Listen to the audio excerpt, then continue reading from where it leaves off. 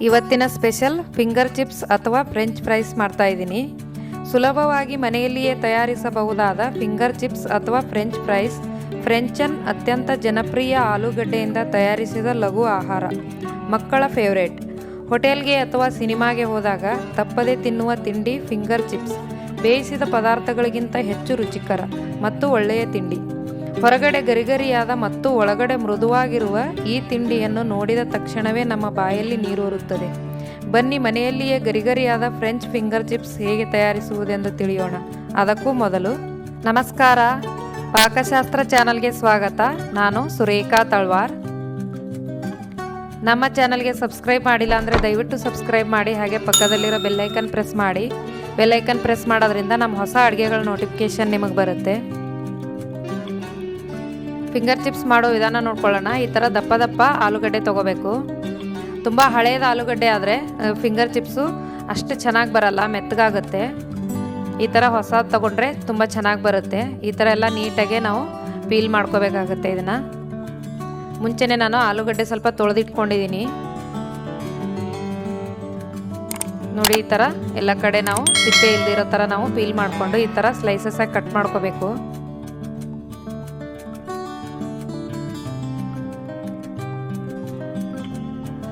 ನೋಡಿ, ಈ ಥರ ಸೈಡಲ್ಲಿ ಏನಾದರೂ ಈ ಥರ ಇದ್ದರೆ ಕಟ್ ಮಾಡಿಕೊಂಡು ಇದನ್ನೆಲ್ಲ ನೀಟಾಗಿ ರೆಡಿ ಮಾಡಿಕೊಂಡು ಈಗ ಉದ್ದುದ್ದಾಗಿ ನೋಡಿ ಈ ಥರ ಕಟ್ ಮಾಡ್ತಾ ಇದ್ದೀನಿ.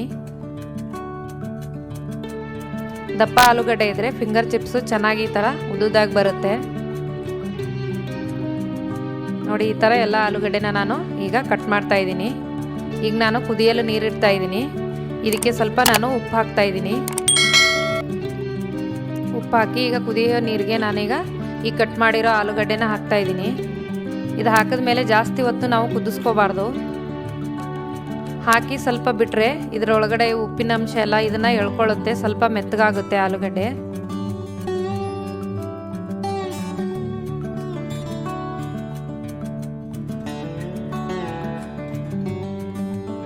ಈಗ ಇದು ಕುದೀತಿರ್ಬೇಕಾದ್ರೆ ನಾವು ಜಸ್ಟ್ ಒಂದು 20 ಸೆಕೆಂಡ್ ಕುದಿಸಿದ್ರೆ ಸಾಕಾಗುತ್ತೆ. ಜಾಸ್ತಿ ಹೊತ್ತು ಕುದಿಸಿದ್ರೆ ಮೆತ್ತಗಾಗ್ಬಿಡುತ್ತೆ ಆಲೂಗಡ್ಡೆ.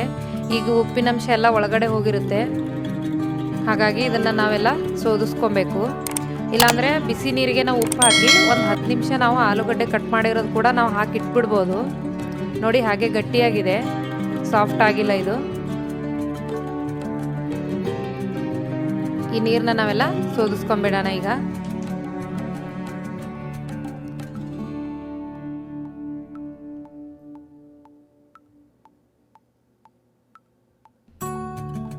ಈ ಥರ ಬೇಕು ಅಂದಾಗೆಲ್ಲ ನಾವು ದಿಢೀರ್ನೆ ಮಾಡ್ಕೋಬೋದು, ಟೈಮ್ ತಗೊಳ್ಳಲ್ಲ ಜಾಸ್ತಿ ಮಾಡೋದಕ್ಕೆ. ನೋಡಿ, ಇದನ್ನು ಸ್ವಲ್ಪ ನಾನು ಆಚೆನೇ ತಣ್ಣಗಾಗಲು ಬಿಡ್ತೀನಿ.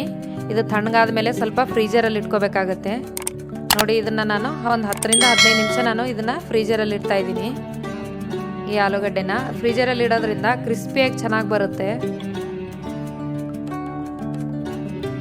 ನೋಡಿ, ಈಗ 15 ನಿಮಿಷ ಆಗಿದೆ. ಇದನ್ನು ತೆಗೆದುಬಿಟ್ಟು ಡೈರೆಕ್ಟಾಗಿ ನಾನು ಎಣ್ಣೆಗೆ ಹಾಕ್ತಾಯಿದ್ದೀನಿ. ಎಣ್ಣೆ ಕಾಯಲ್ಲಿ ಇಟ್ಬಿಟ್ಟೆ ನಾವು ಫ್ರಿಜ್ಜಿಂದ ಆಚೆ ತೊಗೋಬೇಕು. ಇದು ಜಾಸ್ತಿ ದಿನ ಏನಾದರೂ ಸ್ಟೋರ್ ಮಾಡಿ ಇಟ್ಕೋಬೇಕು ಅಂದರೆ ಒಂದು ಕವರಲ್ಲಿ ಪ್ಯಾಕ್ ಮಾಡಿ ಫ್ರೀಜರಲ್ಲೇ ಇಟ್ಕೋಬೇಕು.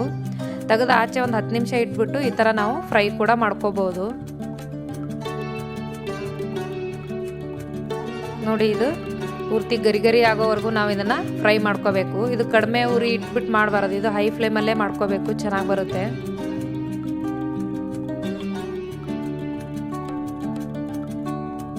ನೋಡಿ, ಈ ಥರ ಗರಿಗರಿಯಾಗಿ ಆಗೋವರೆಗೂ ನಾವು ಇದನ್ನು ಫ್ರೈ ಮಾಡ್ಕೋಬೇಕು.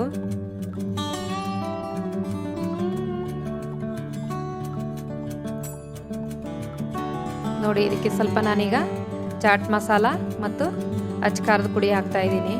ಚಾಟ್ ಮಸಾಲ ಹಾಕೋದ್ರಿಂದ ಟೇಸ್ಟ್ ತುಂಬ ಚೆನ್ನಾಗಿ ಬರುತ್ತೆ. ಸ್ವಲ್ಪ ಉಪ್ಪೇನಾದರೂ ಕಡಿಮೆ ಅನಿಸಿದ್ರೆ ಉಪ್ಪು ಕೂಡ ಹಾಕೋಬಹುದು ನಾವು ಇದಕ್ಕೆ ಮೇಲೆ.